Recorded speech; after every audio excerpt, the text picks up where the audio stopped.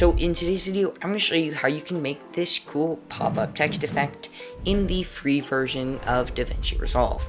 So let's get right into it. So once you are in DaVinci, go ahead and come up here to the top left corner to your effects page, and then come down to titles and go ahead and drag down a text or a text plus. And now we can go ahead and just configure the text to your own personal preference. Once you have made the text however you would like, go ahead and in the top right here for your text, go ahead and click on the little magic wand with an arrow next to it, and this will bring us over to the Fusion page.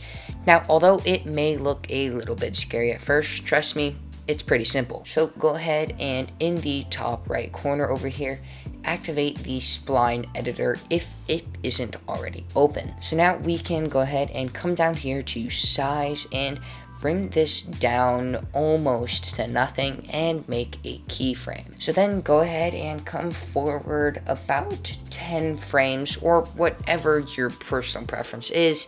The longer it goes, the slower the effect will be, making it just a little bit weird. So then go ahead and bring your size back up to basic or wherever you want it to end. Now, as you can see here, we have both of our keyframes here, so go ahead and highlight both of those, and then on your keyboard just press S, and that is for smooth. So as you can see here, it has smoothed out the 2 points, but this is not the effect that we want.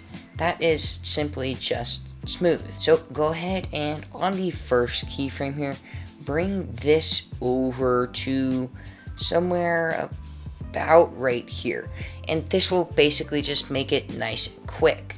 And then on the right keyframe here, as you can see, we want to just bring this up just a little bit like that, and that will give it that extra like bounce so that it goes past the size and then it comes back. So if we play this back here, as you can see there, it is a little bit weird. So if you want to make it go bigger and then come back down, you can do something more like this and gradual, and you can basically just play around with it and make it so that it looks however you would like it.